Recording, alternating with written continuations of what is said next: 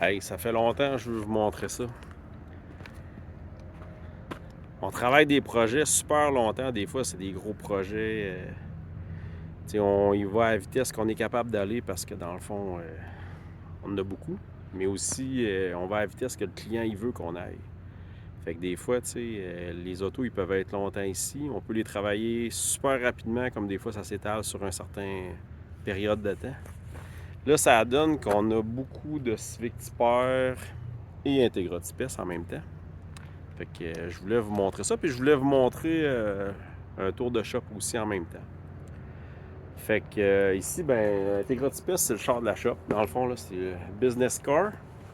Après ça, j'ai trouvé un flou à terre. Un Civic Typer qu'un client vient chercher très prochainement qui est prêt. Ces autos-là, ils ont, depuis cette semaine, un bulletin de service qui est sorti.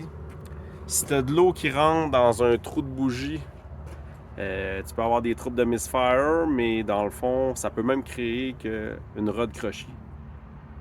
L'injection directe, c'est tellement court le laps de temps que tu peux allumer puis que tu injectes l'essence, que si tu n'allumes pas ton essence au bon moment ou que tu n'es même pas capable de l'allumer ou qu'il y en a trop, puis là, dans ce cas-là, il y avait de l'eau dans le trou de bougie, fait que la bougie allumait carrément pas.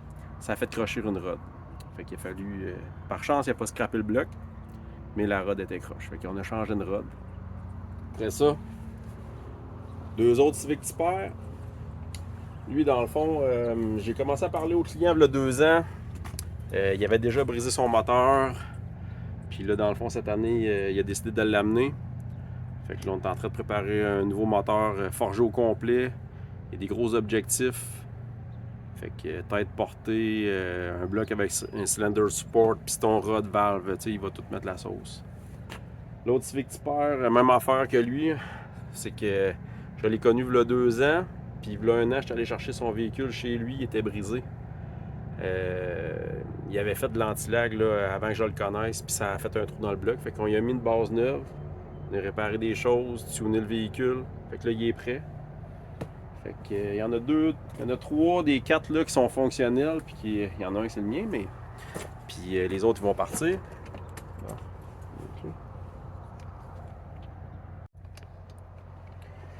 Après ça, on rentre dans le shop. Fait que dans le fond, ici, on a l'accueil, on a des pièces présentoires un peu. Un petit peu de pièces. Plus de la déco, puis que le client il soit cool ici, puis qu'il soit capable d'apprécier son moment, de voir qu'on est des tripeux. Une petite collection de skateboard, là, c'est pas à vendre, là, c'est vraiment une petite bébelle personnelle. Là, même, je me suis surpris à voir que le board qui est tune, là, j'ai vu quelqu'un l'année passée qui le cherchait, il était prêt à payer 300$ US pour ce board-là. Je pensais pas que ces choses-là, ça allait prendre de la valeur. Mais il y en a qui, quand ils recherchent de quoi, ils sont prêts à payer le prix. Fait que dans le fond, tu vois comme ici, ça c'est un moteur série B18C Typer, reconstruit à neuf. Vraiment, là, que ce soit tout nettoyé. Le client, il veut pas qu'il y ait une botte, qu'il y ait de l'oxydation, qu'il puisse rouiller ou qu'il n'a pas été peinturé. C'est pour mettre dans un autre CRX qu'on est en train de restaurer aussi, qui est au body en ce moment. Fait que ça, ce kit-là, là, ça va être vraiment assez extraordinaire. Là. Il y a des ITB Gen V que vous pouvez voir là, dans nos autres vidéos, là, principalement sur YouTube, ils sont plus faciles à trouver. Là. On a fait une vidéo S-Front Wheel Drive cet hiver. On niaisait un peu là, si on allait mettre des ITB sur le moteur du S-Front Wheel Drive. Fait que dans le fond, les ITB, ils vont sur ce kit-là. C'est un très beau ITB avec des plenums en carbone puis un kit de filtreur. Fait que c'est ça. Après ça, tu ici, là, mettons, il y a une tête portée CNC pour piston avec une tête de Civic Typer flambant neuve de chez le dealer. Puis ici, c'est vrai, dans le fond, on a directement accès sur la chambre de dyno. Fait que si vous êtes ici quand on tune votre véhicule, ben c'est ici que vous allez attendre. Puis vous allez voir vos graphes de dyno sur l'écran là, qui est complètement un doublon de l'autre écran que moi j'ai dans la chambre de dyno. Fait qu'ici, ben, vous êtes en sécurité, ça coupe le bruit, puis vous êtes capable d'apprécier le moment là, quand on fait de l'ajustement sur votre véhicule. Après ça, ici, ben, en fond, normalement, il y a Martin qui est à l'accueil. Ça, c'est mon bureau quand je fais du bureau. Fait que, à peu près la moitié du temps, je suis sur le dyno, l'autre moitié, je fais du bureau. Ensuite, on va dans l'atelier. Dans l'atelier, premièrement, on s'est gâté d'une chambre moteur. Fait que dans cet espace-là, c'est Mylène qui travaille ici. Fait qu'elle, c'est son bureau, mais c'est aussi son espace de travail pour les constructions moteurs. Fait que tous les outillages pour faire les blueprints, que ce soit mesurer l'étanchéité des valves, installer, ça c'est une belle machine qu'on s'est achetée pour, c'est un compresseur à spring, tu mets la tête là-dessus, tu changes les springs de valves, les retainers, tu démontes ta tête. Ça va super vite, puis c'est très précis, c'est de la haute qualité. Après ça, que ce soit des machines pour mesurer les tensions de spring de valve, l'étirement des bottes de rod, balancer les moteurs, l'assemblage, tout ce qui est blueprint, là, les mesures. On fait ça ici. C'est une chambre qui est tempérée. Dans le fond, elle est complètement séparée du reste du garage puis de l'accueil pour avoir le moins de poussière possible puis que tout reste propre. Ce qui rentre ici est déjà propre, dans le fond. Fait que, tu sais, ce côté-ci, c'est vraiment l'assemblage et les mesures des pièces qui sont déjà propres pour votre moteur au final. Puis on a toutes des... On a plein d'outils spéciaux, nous autres, là, on est bizarre un peu. Là. Mettons, ces racks-là, là, c'est fait pour... Tous les numéros de valves sont écrits pour chaque moteur, chaque client. Les springs sont à leur place parce que dans le fond, ils sont tous mesurés. Puis quand ils sont installés dans le moteur, ben, ils sont installés à l'endroit qu'on a déterminé que c'était cette mesure-là ou ce spring-là qui allait là. Fait que si jamais il y a un bruit ou une maintenance qui est faite sur le moteur, ben on est capable de déterminer, OK, cet spring-là, il était-tu déjà faible quand on l'a eu ou il est-tu arrivé de quoi? Fait que, on l'a mesuré, ben on le sait qu'il est correct. Fait que toutes les choses sont identifiées comme ça. S'il y en a différents, là, des racks, ben des racks mettent les pistons avec les rods pour tout assembler ça ensemble. Fait ça. Ben, il y en a plein, là. Des éprouvettes, mesurer les volumes de chambre de combustion, des outils. Ah, tu vois. Ça, c'est des outils qu'on a fait pour installer les cils de crank. On en a plusieurs sortes. Là. Lui, tu vois, c'est le cil de crank série B. J'en ai fait pour les cils de cam série B, les cils de crank, chaque côté série K. Plein de petits outils de même qui sont un peu spéciaux, puis tu ne retrouves pas sur le marché parce qu'il y a presque personne qui fait ça en bonne quantité, puis des fois qui voient l'utilité d'avoir un outil spécial pour chaque tâche. Ben, nous autres, on trouve que d'avoir des petits outils de même, ça nous simplifie la tâche, puis ça aide la constance et la qualité de production de notre travail. Après ça, là, en ce moment, ici, il y a des cranks, mais normalement, ici, c'est l'assemblage transmission. Fait que, tu sais, même affaire, quand les transitions sont maganées, quand on les démange chez les véhicules, ben, l'autre côté, dans l'atelier, Mylène, elle les démonte, elle les inspecte, elle commande les pièces ou elle prend ce qu'on a déjà neuf en stock pour les réparer. Elle lave tout ça, puis après ça, quand elle arrive ici, ben là, dans le fond, elle fait l'assemblage, elle prend ses mesures, elle referme tout ça au complet ici. Après ça, elle est prête soit à donner au client ou à installer sur le véhicule. Fait que c'est ça, ici, là, il y a différents moteurs. Là. Lui, il a été terminé aujourd'hui. Puis après ça, il y en a deux autres là, en préparation. Puis un autre ici, là, pour ça, c'est un moteur d'hydroplane. Fait que tu vois comme là, je pensais jamais qu'on allait faire autant de moteurs que ça quand on a construit le garage. Fait que tu vois comme là, on a d'autres racks là, pour mettre nos springs de valve et tous nos kits de tête. Puis, regarde, je peux vous en montrer des petits outils bizarres. Là. Regarde. Tu vois ça, là, on a fait faire ça, c'est même avec notre logo.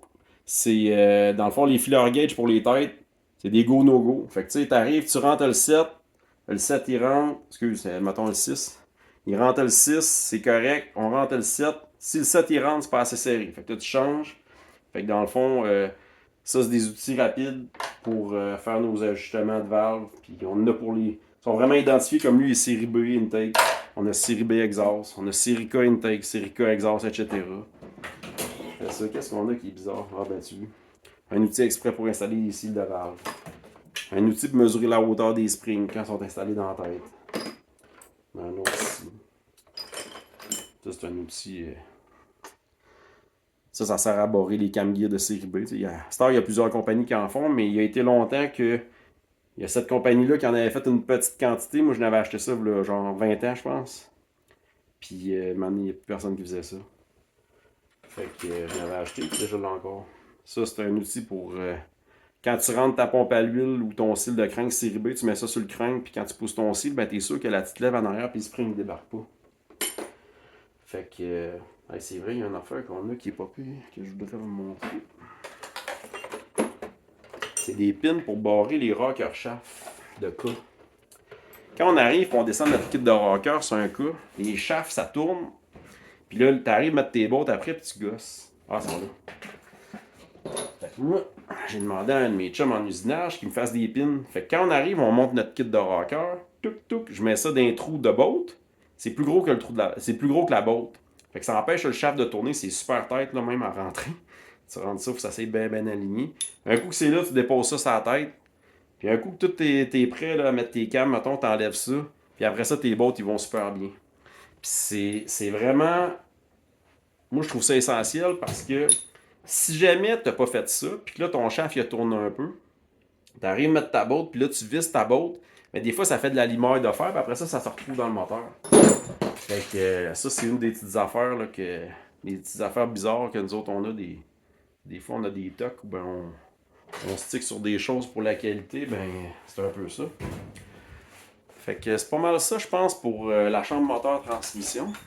On va continuer dans le reste de l'atelier. Qu'est-ce qu'on a ici? Le champion de l'année dernière en SPC, le numéro 5, conduit par Guillaume Labbé l'an dernier, qui a gagné le championnat. Cette année, c'est un auto qui est partagé entre Gab Lacombe et Guillaume. Fait que tu là, 3 semaines, un mois, quand tu es revenu de la Nouvelle-Écosse, directement sur le chemin du retour, là, on laissait l'auto ici. On avait une petite inquiétude côté transmission. Puis côté suspension, là, un petit lousse. Fait que là, dans le fond, tout de suite là, le lundi, parce que là, dans le fond, c'était vraiment sur le chemin du retour vers la maison des. Les gens de l'équipe, ils sont tous de Trois-Rivières, sauf moi. Fait que là, vu qu'on était sur le chemin du retour, ben, ils ont laissé l'auto ici. Le lendemain, on a démonté ça. Commandé, il manquait un petit morceau, je pense, pour faire la transmission. Après ça, on a réparé d'autres petites affaires. Il y avait un choc qui coulait. Fait que là, tout est prêt. L'auto, il va partir lundi. Après ça, ben, on a des établis, des coffres, etc. Ce coin-ci, ben là, ici, on a un Cobalt. Ça, c'est un Cobalt turbo. Moteur complet, flambe en neuf d'en haut jusqu'en bas. Là. Ça inclut la panne à huile et le couvert de valve. Flambe en neuf d'un bout à l'autre de chez GM. C'est un moteur, c'est la dernière génération de moteur. C'est pas la génération de moteur qui sortait dans ce véhicule-là. C'est un moteur vraiment plus récent là, que tu as dans les Régales puis quelques autres modèles. Là, mettons, là, ça ressemble un peu à celui des Camaro aussi. Moteur complet neuf de chez GM, mais forgé. Piston, rod, valve, spring de valve, cam aftermarket, stage 2. Upgrade de turbo, Borg Warner ZFR, 71-63. Upgrade à pompe à gaz et injecteur, injection directe. Après ça, on a rajouté un capteur flex fuel parce que ça va rouler à l'éthanol pour aller chercher à peu près 500 HP. Fait que ça, là, on était rendu à le starter tantôt. Là. Le moteur, il a fait longtemps qu'il est installé, mais progressivement, là, le client il en a rajouté aussi. Après ça, ici, ben, tu sais, on a notre coin de filage. Le technicien qui travaille ici, il travaille ses véhicules, mais il fait aussi beaucoup de filage. Fait que, tu sais, ça, là, c'est de la gaine thermorétractable, mais pour faire, tu sais, mettons, sur le fil. Tu vas mettre ça sur le fil, après ça, ça va chauffer, puis ça reste flexible. C'est du DR25, ça s'appelle. Fait que, si on achète ça en spool de 150 pieds, puis après ça, ben dans le fond, ça c'est tout notre fil Tefzel. Tout notre fil, nous autres, c'est du Tefzel. On n'utilise pas de TXL ou ben du fil qui est utilisé normalement dans l'automobile. C'est vraiment juste du TXL. C'est plus petit, plus résistant. Puis ça permet de... On se casse pas la tête, là, on fait tout le temps en TXL. Puis il y a quelques dollars de différence, là, la roulette, le prix. Mais nous autres, on utilise toujours ça. Fait que là-dedans, on a du 24 gauge qui est très petit, mais que dans le fond... Pour un capteur, ça suffit amplement. Puis ce qu'il faut savoir, c'est que le Tefzel aussi, une de ses grosses caractéristiques, mettons un 24 gauge de main, ça va passer à peu près l'ampérage d'un 22 ou 20 gauge de fil automobile standard. Fait que, tu sais, 24, 20, 16, c'est principalement ce qu'on utilise. Puis après ça, ben tu sais, ça, faut pas aller là-dedans là, parce que c'est comme un peu capoté. Là. C'est tous les crimpeurs qu'on a. C'est une folie, ça, là, parce que les crimpeurs, quand on est passionné du filage comme nous autres, ben là, on vire fou là-dedans, puis on veut toutes les meilleures affaires, puis on veut tous les modèles, parce qu'on en fait beaucoup. Après ça, là-dedans, c'est principalement des connecteurs électriques. C'est, mettons, tout ce qui est OEM principalement, mais aussi l'aftermarket. Tu sais, comme, mettons, chez Honda, tu n'es pas capable d'avoir ces connecteurs-là. Ben, nous autres, on les achète des fournisseurs qui, eux autres, s'alimentent chez les fabricants directement, qui, eux, ils le revendaient à l'usine Honda. Fait que après ça, tu vois comme ici, là, on a différents harnais moteurs, là, que ce soit, mettons, Civic Type-R, RSX, Civic SI 2006-2011, moteur série B, qui sont des bases pour refaire des harnais race, là, dans le fond, sur mesure, tout en TFZL ou en DR25. Fait que tu vois comme là, ici, là, le technicien il a préparé une partie de son filage pour faire un harness, un autre moteur pour un hydroplane. Fait que t'es en train de préparer ça. Ah, puis après ça, ben dans le fond, j'ai passé droit de tantôt, mais tu sais, là, on a un autre Civic Type-R. Celle-là, vous pouvez checker sur YouTube ou sur les autres plateformes. Dans le fond, là, j'ai fait une vidéo complète qui montre l'ensemble de l'œuvre, parce qu'on peut dire que c'est toute une œuvre. Tu sais, c'est un. Sans dire que tout est modifié, ben c'est un setup qui est très complet et qui a eu beaucoup de modifications. C'est le projet Liberty 777. Fait que si vous tapez ça sur YouTube, là, vous pouvez mettre hashtag Liberty 777. Puis vous allez voir, là, j'ai des vidéos de 10-15 minutes que je peux expliquer le setup puis c'est quoi. Là, je vous montrerai pas aussi qu'on met toutes nos pièces neuves puis usagées, mais tu sais, comme ici, ça a l'air un peu à l'envers, là, mais c'est pas si pire que ça. Tu sais, c'est des chariots qui servaient à une autre époque dans les écoles. Puis là-dessus, ben, c'est attitré à des projets de clients. Fait que tu sais, comme ça, mettons, c'est un Civic EF pour un client qu'on a démonté tout ce qui est engine bay, suspension avant, puis que lui, il a envoyé l'auto à la peinture pour rafraîchir sa peinture de compartiment moteur. Fait que là, quand il va revenir, ben là, nous autres, on va avoir cleané les pièces et réinstallé. Fait qu'il y a des clients là, qui ont carrément des chariots attitrés à eux et à leur projet. Puis, fait que c'est comme, mettons ici, là, on a des moteurs qui sont complètement prêts, à part les autres que je vous ai montrés. Là. Fait qu'il y en a quelques-uns. Il y en a 3 ici, là, des moteurs prêts à livrer à des clients. Après ça, tu vois comme ici, ben là, c'est une transition d'S2000 que, dans le fond, Mylène, l'experte en moteur transmission, elle a inspecté, fait la soumission au client. Et là, on est en attente de savoir qu'est-ce qu'on fait. Fait que là, après ça, ici, on rentre dans la chambre de dyno. Puis là, il y a un autre Civic Type-R. Fait que tu vois, dans la chambre de dyno ici, ben là, il n'y a rien de vraiment spécial. Là, tu sais, c'est... moi, mon objectif avec une chambre de dyno de même, c'est que je veux jamais qu'il y ait rien à traîner que tu peux t'enfarger. C'est sûr que les straps ils dépassent, mais moi, ça c'est les attaches dans le plancher. Ben, quand il n'y a pas de véhicule ici, ben, on est capable de fermer les trappes. Puis il n'y a rien qui va qu'on va s'enfarger dedans. Même affaire pour le filage, dans le fond, tu vois. Ça, c'est des bras qu'on est capable de déplacer. Fait que les fils sont installés là-dessus. On branche nos fans, branche un chargeur à batterie. Il n'y a pas de fil à terre. Même affaire, tu vois, ça c'est un autre bras ici pour la télécommande de dyno. Le clavier pour contrôler l'ordinateur du dyno, ben lui il est sans fil. Excusez. Fait que quand j'ai le véhicule, ben tu sais, j'arrive, je débarque, il y a quelqu'un qui vient ici. Pas de risque qu'il s'en fâche dans rien.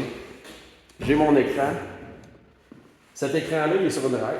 Fait que tu sais, si j'ai un véhicule qui est plus long, qui est propulsion, ben je vais déplacer mon écran. Ça va vraiment coulisser sur la rail. Puis dans le fond, je vais être capable de le mettre à ma portée.